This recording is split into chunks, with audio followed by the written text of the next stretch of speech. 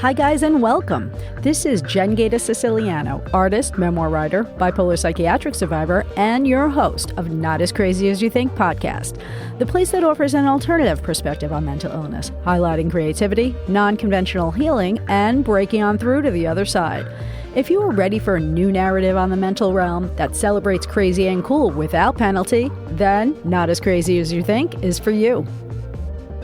Hello, this is Jen Gaeta Siciliano, your host of Not As Crazy As You Think podcast. Today I just really want to give a quick update just to touch base with my audience and let them know my update on my prescription drug tapering process. It's been 2 years since I started the tapering, and I figured let me give you a summary of what I had intended to do, what the plan was, how the plan went, and everything I've learned along the way. So I started this process February of 2021, and it was right around the time that things were changing in the field. During that time, there was a lot of talk about this upcoming major publication on tapering antipsychotics. And that was released by head author Mark Horowitz, a psychiatrist from UCL Psychiatry who also experienced tapering himself, who right now, as it stands, is one of the major players in being on the team to reveal the unscientific validity, or invalidity, I should say, of the chemical imbalance theory. He put out this past summer, in July 2022, a major breakthrough reveal with that. But beforehand, he did start off with this tapering antipsychotic study, and it was put in the Schizophrenia Bulletin, called A Method for Tapering Antipsychotic Treatment That May Minimize the Risk of Relapse. And at about the same time, after 27 years of being on antipsychotics forcibly, I was just experiencing this numbness, a sort of reaching a glass ceiling feeling that I just couldn't live with anymore, especially after having, say, survived COVID, right? I'm here in 2021. I've lived through 2020. I just felt I had no excuse. I had started this podcast already, and I felt like if I was supposed to be this voice for the psychiatric survivor about speaking against the system, maybe I should try to officially get out of the system for real myself.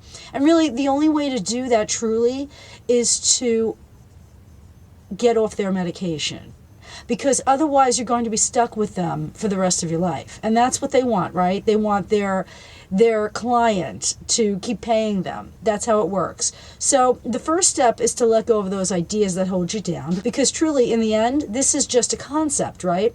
That you need them and you can't live without them. And they tell you this repeatedly over and over. Oh, you're so lucky that you live in the 2000s where, this kind of thing can be taken care of with these wonderful meds. What did people do beforehand, years back? Well, if you look at the history of any kind of forced treatment, it's always been about social control. And I knew that. Being the outside of the box thinker that I always was, I knew that they wanted to curtail that aspect of my personality. So I knew it was time. In order to move forward, I had to let it go. I had tried twice before, though, and failed. And the first time I was 25, only on them for a couple of years, and I was like, screw this, I don't need them. I knew what my heart was telling me, and I knew I didn't need this stuff, but I knew nothing about withdrawal symptoms. By 2017, though, an article was put forth in Psychotherapy and Psychosomatics called Antipsychotic-Induced Dopamine Supersensitivity Psychosis, Pharmacology, Criteria, and Therapy. In this article that puts forth this information, that if any of us knew of what could happen, my family members, if I knew way back when I was 25, it might have made my life so much easier. But nobody cared, and they honestly still don't care. So if you are interested in tapering from antipsychotics, the only thing I'm going to tell you is that you must go slow, because you will increase the chance of getting back in the hospital. And that's what you're trying to avoid, right? Because it has to do with science, actually. It changed your chemistry. So how do you change your chemistry back? Well, what these antipsychotics essentially do is interact with the dopamine D2 receptor, okay? So they reduce that signaling, okay? So basically, there's the neurotransmitter dopamine, where, we get our dopamine fixes, right? There's that sense of that feel-good stimulation. Well, when you go into any kind of psychosis, that there's a large amount of dopamine being released. So this antipsychotic is designed to stop that overproduction. But what happens is, I guess this is the natural adaptation. We create more dopamine receptors when we're not getting enough dopamine. If it's going through just a tiny, tiny bit and trickling out, our body actually creates more receptors so that we can get more of that dopamine, right? So this adaptation occurs, but what happens is when you immediately let go of antipsychotics very abruptly with no tapering, then you have all this extra dopamine coming in. And now an enormous amount of adapted extra receptors are there, receiving more dopamine than you can handle. So you might have sensations of ants crawling on the brain, or you might not be able to even walk because you're so dizzy. So these are things that you want to avoid. Okay, it's almost like an overdose, like a super sensitivity of this dopamine, and it can resemble the look of another psychotic episode. It might not have anything related to any sort of psychosis, but it looks like it because of the overstimulation of the nervous system. So there's really no way around it. You have to try to make sure that you reduce this stuff carefully because of this supersensitivity psychosis, which can lead to movement disorders like tardive dyskinesia. And I had a temporary bout with that in my 20s with some bad meds. The old stuff before the atypicals came out. And it was really enough to honestly make you want to end it. And I'm here telling you the truth. This is why a lot of people end up killing themselves on these meds. Okay? It's ugly, all right? I know it's ugly, this story, but if we don't discuss it, we're never going to move past it. And people are dying, okay, over this. So we have to discuss it. And just for me, it's the only thing I have in this world to make sense of my life is to discuss this so that other people don't have to go through this. So it's invasive, these drugs, and they change your chemistry for real. So the idea is to try to get it under control. The best way to do this is to go slowly, and I mean really, really slowly. I didn't know how to do this back then. So like many people who want to get off this stuff, I just took myself off it the first time, which is very harmful to your body. I know it hurts to be on this stuff, but just do it slowly. It's the best advice I can give. So a good taper is reportedly effective by those patients who have reported their journeys is about 10% of the previous month's dose. And that's really what I did, almost the full way, except these last few months when I increased that percentage. And if you see that you can handle it, you might up the percentage, okay? But always go back to the previous month's dose, not the overall dosage where you started, because that is different. And that's how it works, because you have to worry about those dopamine receptors. You give yourself time to heal in between. If you do it every month, 10% of the previous month's dose, whatever issues that are there where your body and brain have to readapt, this gives your brain a chance to heal. Now, when I decided that I was going to do this because I wanted my brain back, I talked to my psychiatric nurse at the time, and I had managed to successfully get out of the psychiatrist-patient relationship and go into a psychiatric nurse-patient relationship, which was so much better because they just don't have the same attitude problem. And okay, if you're a psychiatrist, no offense, I'm sure that there's good ones out there like, say, Dr. Mark Horowitz and others who are doing the right thing. But most psychiatrists who have bipolar patients on meds and in and out of hospitals for years of their lives, they have no interest in discussing the option of getting off these meds, okay? So she wouldn't have it. She did attempt to take me as far down as she could with the pill forms in the lowest dose. But then when I needed to take less, she wouldn't write any compound prescriptions for me because their system only allows them to write prescriptions based on the pill forms available from Big Pharma. So you have to go to a private person, which is very expensive. And this is where it's sad because people who need help in the tapering process, they often don't have the money to do this. And, I'm going to tell you that is the truth. Now, the UK is ahead of the game because they have these things called tapering strips. They don't have that here. So you're really on your own, but please, I was waitressing doing this, okay? During COVID. It is worth putting this front and center and just making the sacrifices that you need to, because once it's done, it's done. And it's done so that your body can actually adapt and be healthy again. Now, a lot of times they say that you can add sometimes an additional drug to help with the tapering process. If there's any kind of inflammation or anything that could crop up, at least you can rely on that. If you're uncomfortable, you at least have something to get the edge off, right? So I believe that finding something to help you during this transition period can be helpful in the process. And I knew that cannabis would be helpful to me because I was already smoking it. But you could point to a lot of materials, even in the product safety information on any dosing and administration pamphlet for medical marijuana. And it talks about the contraindications that you need to pay attention to. So naturally, anybody that has had acute psychosis or other psychotic, unstable psychiatric conditions, they say not to use this stuff, right? So I'm not going to speak to that because there are people who find these substances problematic. On the other hand, many don't, okay? So, I don't want to go into all the studies that they've seen where people have issues. I'm going to tell you that if you feel that you want to try it, it is worth it because me and my doctor, Dr. Lynn Parodneck, who is an amazing woman, she does take patients, I will have her information in the notes, we had a huge success with this. This was an option for me because I had already tested it and I knew I can handle it. And so I said, let me find a real doctor who can write the prescriptions for me while I taper for the compound prescriptions and really teach me about the right terpenes and the right levels of THC I should be taking at the right times of day with the appropriate strains. I felt I could put this in place and it could manage my moods. So for me personally, if I chose to take any kind of marijuana aid, say on a particular day, I would only take sativa until 4 o'clock, but after that, I would try a hybrid, and past that time, I would try to eliminate the amount of sativa in my system.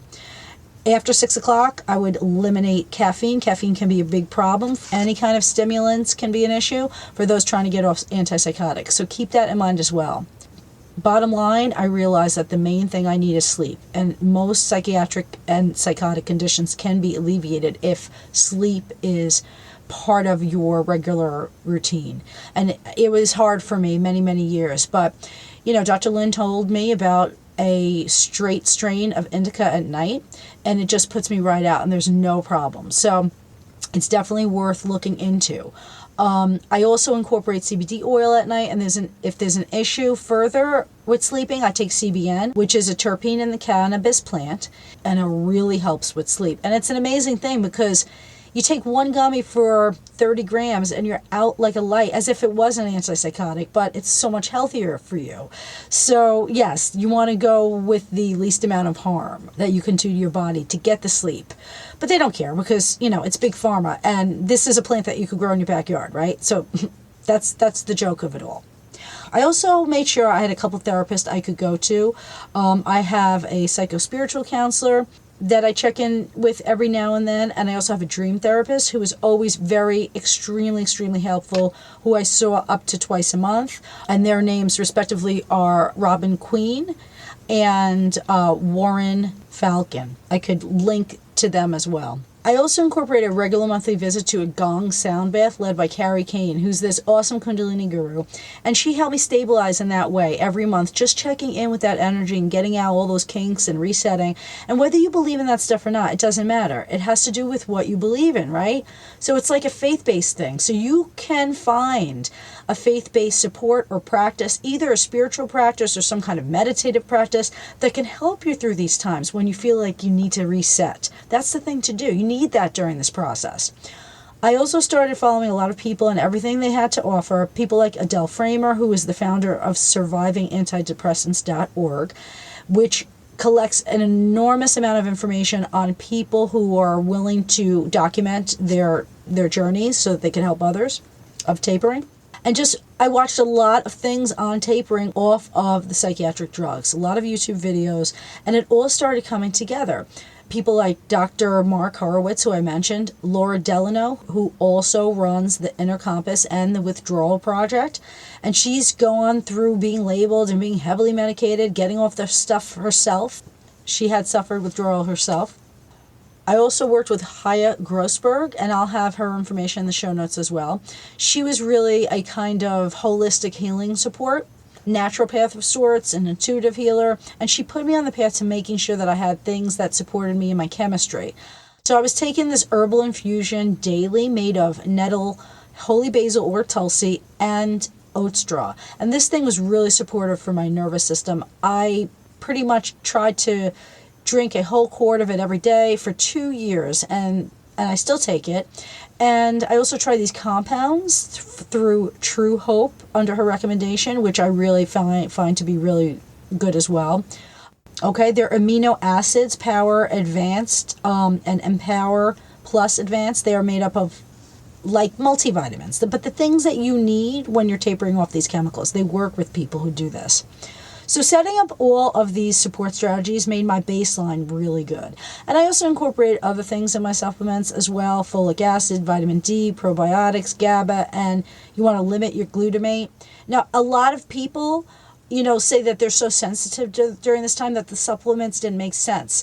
And I would just say it's the type of thing that you wouldn't introduce after you do the taper. It's got to be before. You have to fortify your system so that you're supported in many ways. And then when you start taking away the other stuff, you're already used to that stuff. Okay, so I would just suggest it in that capacity. A lot of people who suffer from psychotic experiences, like a lot of bipolars, they go through like other types of imbalances in their body. So that's where the biology comes into it. And I know that I had a thyroid issue, and I also have a candida issue, which is like a yeast imbalance. Okay, so I definitely looked into that for many, many years. I took care of that also. So these are other things that you want to try to, get control of. With my candida, for instance, I have a very strict diet, limits sugar, no wheat, pretty much no alcohol, because that's pretty much all sugar, and limited dairy, things that make you healthier anyway. You want to get all that settled down before you do this. You want to have a good therapist, people who you could talk to, who don't question your need to let go of the meds, and who understand the problems with the mental health industry. It is important for you to have that support. You want someone to de-prescribe for you, and you want to find a compound liquid pharmacy if you can. Now, that's very hard to do, but it's the way to go. Okay, so just look for it. I'm sure that there's something that you can rely on in that capacity. And there's a way for the compound pharmacist to write these things up. So I'll give information in the show notes, or also I'm going to have a link to my website, and this all will be on the website. So you really need that to go from the larger pills that only Big Pharma will distribute to you, and then bring it down to the lower and lower doses, okay, in liquid form, so that you can take less and less. I had started on something like 150 Seroquel and 200 of Lamictal milligrams. I'm down to 0.15 of Seroquel and 0.5 of Lamictal.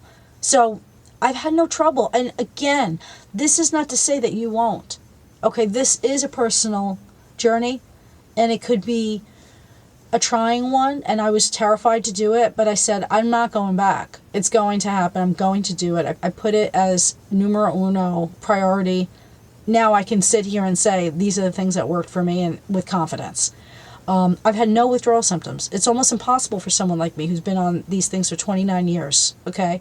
But it is possible if you put this as the major focus of your life for a time. Basically, right now, I put my health 100% first, and everything comes second. My lifestyle has been changing for a long time, so it is possible. It's very, very possible. But you just have to know your limitations. And I would say the main thing to take heed of is to develop a support system. Practicing self-care is a major priority. It always should be. If you are going through a period, say, that you're like, you know what, I need to go out right now and party all the time. And that's fine. Like, that's where you are right now. And I've been there, and it's not the time to taper then. Okay? I don't think I could have done it at other times in my life and been successful with it. In fact, I had not been successful with it. I did that second taper. The second taper I tried, I ended up back in the hospital. Okay? And the first time, it was very dangerous. Again, in the hospital. So it's not worth it, because you want this to be like a permanent thing, right? And I thought it was a long enough taper that second time, but it was only 10 months. I was trying to get pregnant. I was overworking and I didn't have enough sleep and I wasn't sleeping correctly and I had no other supportive substance. And, to help me go to sleep, when I couldn't go to sleep, and I had to go to work the next day. And that really builds up on you. So I think sleeping and finding something that's enjoyable and calming is key to your daily routine. Think of yourself as a little baby during this process. It's all about you, and find things that do help in your quest for stabilizing your nervous system. Other people might jive with other things that I haven't mentioned, and you got to maybe test those things out. So there's all different types of things, and there's so many people talking about this right now, and it's a wonderful, joyous time for anyone who does want to taper. But do the taper, okay? Don't do it quickly because you're inviting in a possible problem. And why? Why do that when you're this close? They say the general rule is 1 month. Take 1 month for every year you've been on it. And another person who brings to light a lot of this stuff is named Lyle Murphy. And he's an interesting fellow. He's founded the Alternatives to Med Center in Sedona, Arizona. They do a lot of great videos. He's always talking about all different kinds of medications and tapering and what to do and what not to do. So definitely look him up. He has a YouTube channel. I could put him in the notes as well. So I just wanted to put that stuff out there because I'm coming to the end of my taper. And I just bought my last compound liquids, 2 bottles worth. When they're done, they're done. I have to take the jump. But I said, it is what it is. If I have a few sleepless nights, a few weeks of sleepless nights, I have to get through it. But I have my support, and I have my support system, and I have the substances I need, and I know what to do. And I hope in some capacity that revealing this information for anyone who is on the same journey, perhaps this can be helpful. I will put all of this information on my website as well, as I said, with the transcript of this podcast. So you can look up all those links and studies and people and find some information for yourself and do your own research, of course, because none of this is, documented, say, in ways that should be documented. Like the science isn't doing this. It's the patients who are doing this, right? Because nobody's listening to us. They just wrote us off and said, you're mentally ill and this is it. This is all you're capable of in this lifetime, which is a lie. It's a downright lie. So I wish you the best of luck if you start this journey. For me, so far, so great. I feel so much better as every day goes by, as every month goes by, and I let more of this poison out of my system. And I do feel a difference. And it's a joyous chance to start again at life and to allow life to show me what it is that I need to discover off of the antipsychotics. Good luck on your journey, and always, always practice self-care. Thanks for listening to Not As Crazy As You Think, and don't forget to subscribe to my YouTube channel. And remember, mental health is attainable for anyone, especially those labeled with mental illness. Until next time, peace out.